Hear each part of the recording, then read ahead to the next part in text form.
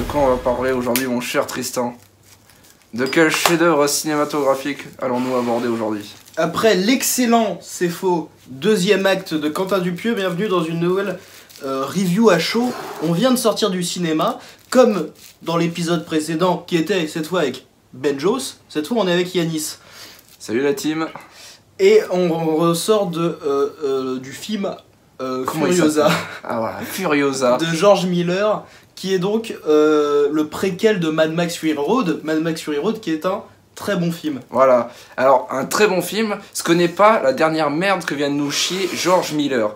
Alors, bon, on dirait... On n'est pas d'accord sur le... Parce qu'on dirait qu'on est très aigri parce qu'on sort du film, on dirait qu'on a détesté le film, alors c'est faux. Je tiens à le dire, il y a des points positifs, beaucoup de points négatifs, mais il y a des points positifs, donc il faut le citer. Mais d'abord, je laisse Tristan présenter un peu le film. De quoi ça parle?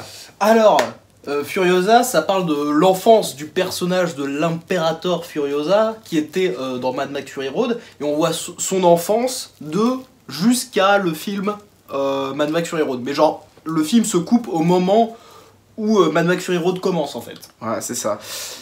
Et on a même le générique. Voilà. Alors ça, mais moi, j'ai détesté, j'ai trouvé ça ignoble. Parce qu'il faut en parler en fait. Je parle du générique en premier, vas-y. Voilà, on commence par la fin parce que bon, c'est quand même ce qui nous a le plus marqué sur un film de 2h30. Ouais, c'est-à-dire que une fois que le film est terminé et qu'il y a les crédits qui commencent à sortir, qu'est-ce qu'on a, mon cher Tristan? On a, Mad Max Fury Road. Voilà. On a des images de l'intégralité du film. Voilà. C'est-à-dire que comme on est des spectateurs très débiles et qu'on n'est pas capable de se souvenir du film précédent, George Miller s'est dit que c'était une bonne idée de nous mettre en petit découpé le film précédent. Et qu'est-ce qu'on en ressort de ce genre de film? On a plus envie de voir le premier que le deuxième. Ah ouais, mais carrément, ça donne tellement envie de voir au cinéma de Mad Max Fury Road. Voilà, franchement, ceux qui ont eu la chance de voir Fury Road au cinéma, je suis jaloux en fait, tout simplement. Ouais. On est jaloux, on peut se le dire. Mais voilà, je sais pas. En fait, il y a eu un mélange étrange de bonnes choses, de bonnes idées, et faut vite faire le film. Et de vomi, quoi, aussi. Ouais, de vomi visuel. Non, mais surtout, moi, je trouve ça... Pour moi, c'est un aveu d'échec de mettre dans son générique des images de son précédent film. Ouais. Et j'ai trouvé ça très triste, en fait. Et vraiment, j'ai pété un câble. J'ai fait, mais maintenant, fais pas ça, en fait. Il a crié dans la salle de cinéma, il faut le savoir, hein. Il s'est levé de son fauteuil dans la salle de cinéma et il a crié pourquoi George Miller? Et après, il s'est mis à pleurer, j'ai dû le consoler et le faire sortir de la salle. Mais c'était effectivement très très dur à voir, hein, on peut se le dire. Hein. Et pourtant, le reste du film est un assez bon divertissement. Ça va.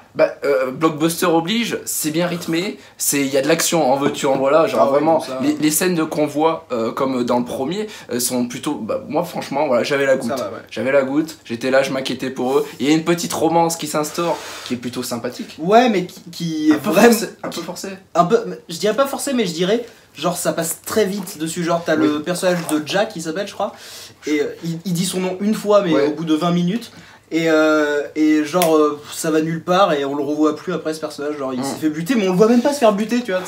Preuve que le réalisateur n'en a rien à foutre de ce personnage et que c'est vraiment un personnage secondaire pour une love story. Mais une love story qui va nulle part, hein, parce que y a, je sais pas. En fait je pense c'est pour créer de l'empathie sur le personnage de comment il s'appelle, Furiosa. Voilà, pour vous dire à quel point le film a marqué, je me souvenais plus du nom de l'héroïne.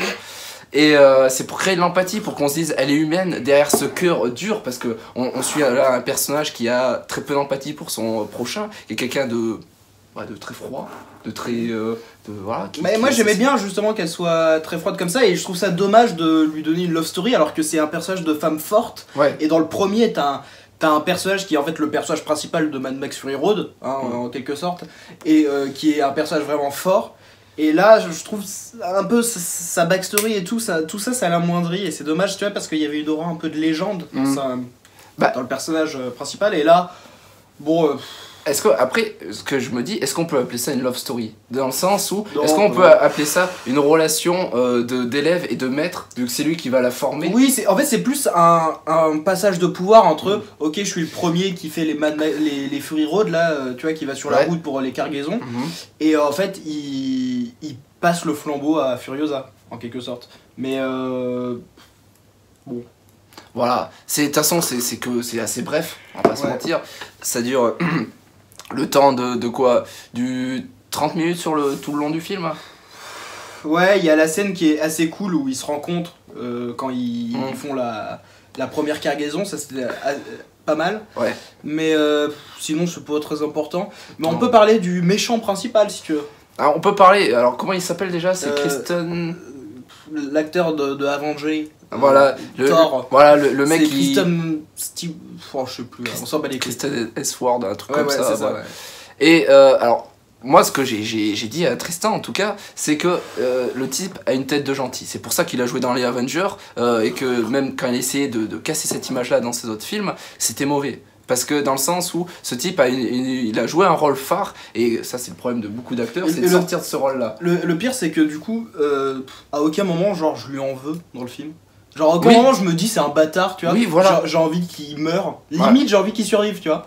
Alors moi je suis pas dans ça parce que pour moi j'étais bien content ce qui lui arrive à la fin, mais en fait il est mineur, il est jamais iconisé comme Furiosa peut l'être ou comme comment il s'appelle, Immortal Joe. Voilà, Immortal Joe. Qui est d'ailleurs dans le film et qui est plutôt stylé. Oui, mais lui en fait c'est qu'il a tout un attirail, tout un chara-design propre à lui, alors que... lui c'est juste une brute quoi. Voilà, l'autre c'est juste un mec... peu le méchant du 2 quoi. C'est le qui est oubliable quoi.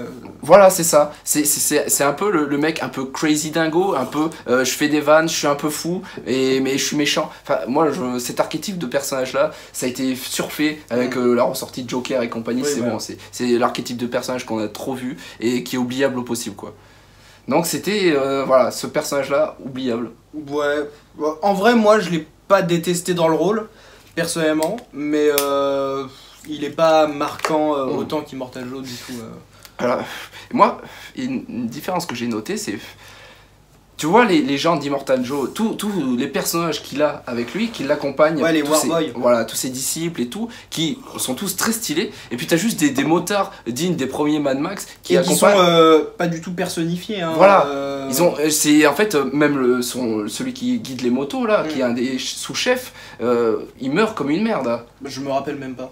Pour vous dire à quel point on s'en foutait. Attends, c'est celui avec les cornes là? Ouais, voilà. Je vois même pas à quel moment il meurt. Je crois qu'il meurt quand ils attaquent le convoi la première fois et qu'ils sont avec les dirigeables dans les airs. Ah ouais? Et il meurt à un moment comme ça, genre il se fait tuer par... mais en fait le problème c'est qu'ils ont tous leur masque et tout, et en fait ils sont pas identifiables, et c'est comme si ils butaient des Stormtroopers là dans Star Wars, tu vois. À l'appel, voilà. Ouais, c'est ça. Et alors que dans le premier, bah, tu vois leur visage et tout. Tu vois qu'ils sont fous, qu'ils sont prêts à se suicider pour leur chef. Enfin, t'as un truc, tu vois. Ouais. Bah, surtout qu'en plus, dans le premier, c'est qu'ils en développaient au moins un. Même si tous les autres se ressemblaient, ils en développaient un. Il y avait quelque chose qui se créait autour.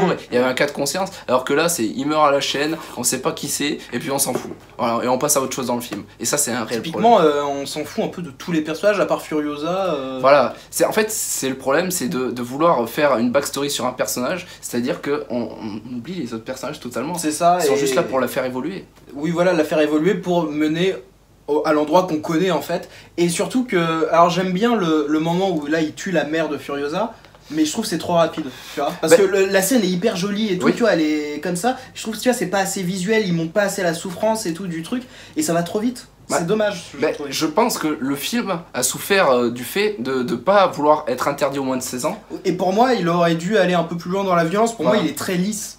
Voilà, c'est ça, c'est-à-dire que dans la violence, c'est cut en fait. À des moments où tu vois qu'il y a quelqu'un, il cut avant pour pas qu'on voit la mort du personnage, et ça en devient lisse pour tout public, pour qu'il y a plus de gens qui aillent le voir. Non, le film est vraiment tout public, hein. Après c'est un bon divertissement, action et tout, tu t'amuses. Hein.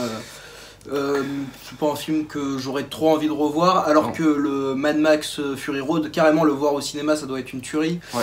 Et même le premier Mad Max, j'aime beaucoup. Le deuxième, j'aime bien aussi, mais je préfère vraiment le premier. Et le troisième, je l'ai pas vu. On l'a pas vu tous les deux. Mais pour en revenir à Furiosa, un autre problème qui m'a vachement chatouillé la rétine, c'est les décors. C'est-à-dire que on a un décor typique de désert qui est magnifique, qui est vraiment, dans le premier, qui est vraiment utilisé comme personnage à part. Ouais, c'est vrai. Voilà. Et là, on est noyé sous les CGI. Bah, c'est tellement... ouais, t'as l'impression d'être derrière un fond vert, là, dans les dernières scènes entre Furiosa et le méchant. Ouais.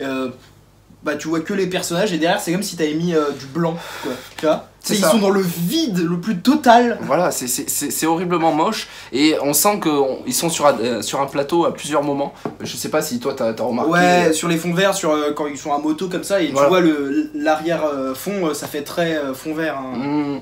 On sent que ça n'a pas été tourné dans la nature, dans le désert et tout. On sent que ça a été tourné sur un plateau. Ça il doit avoir des plans. Bien sûr, mais il y a totalement des plans qui ont été tournés dans le désert, mais on sent quand même que le film a un défaut visuel. Et des filtres. J'ai l'impression de regarder le film sur TikTok à des moments.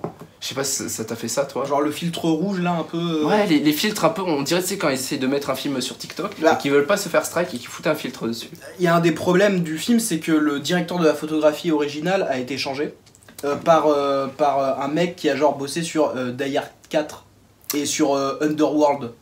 Ok, ça explique énormément de choses. Alors que le directeur de la photographie originale, c'était celui qui avait travaillé sur des grands films et tout, des trucs vraiment cool. J'affiche un peu ce qu'il a fait à l'écran, je me souviens plus de son nom. Ouais. Mais là, le nouveau directeur de la photographie, genre c'est quelqu'un qui fait des films bof, quoi. Voilà, on peut dire que c'est un peu un yes man. Ouais, il reprend là toute l'esthétique.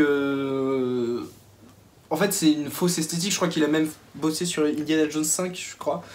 Ah oui, effectivement. Donc George Miller a pris le stagiaire d'Hollywood pour faire les décors de son film. Oui, pour faire la photographie. Et ouais, ça se ressent quand même.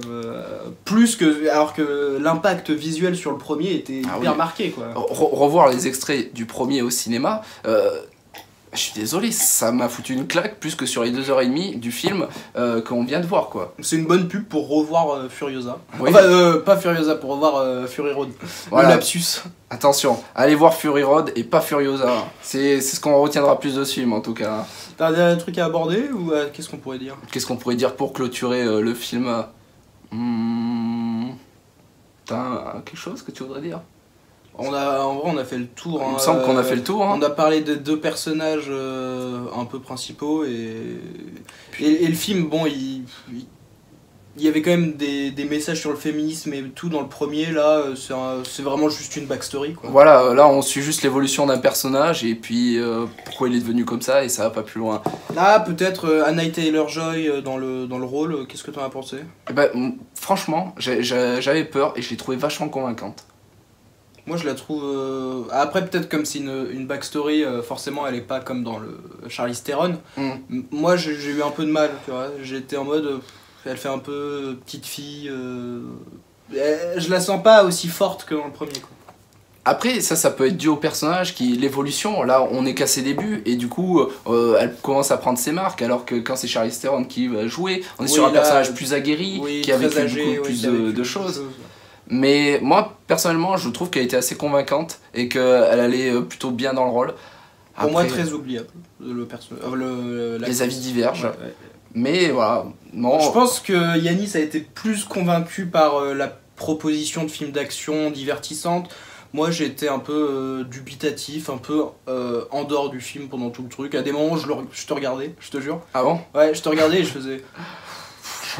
C'est bientôt fini là, c'est quand est-ce qu'on sort? Je l'ai trouvé long le film, tu vois. Et pourtant, tu vois, il met des scènes d'action et tout, et pourtant j'ai été beaucoup moins embarqué dedans. Pour ma part, on parle d'un énorme plaisir coupable. Ce que me reprochait Tristan bien avant le film, c'est d'être aigri avec les films que je regardais et de pas apprécier du cinéma un peu de divertissement. Voilà. Et finalement, ça s'est inversé. C'est lui qui a apprécié le film de divertissement et c'est moi qui étais un peu en dehors. Alors que moi, il y a des films vraiment débiles et tout que je regarde, des films d'horreur un peu sans budget et que je kiffe.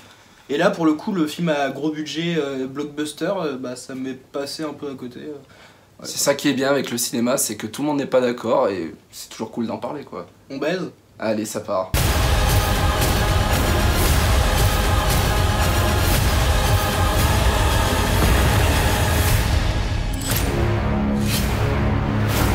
There will always be war, but to get home, Furiosa fought the world.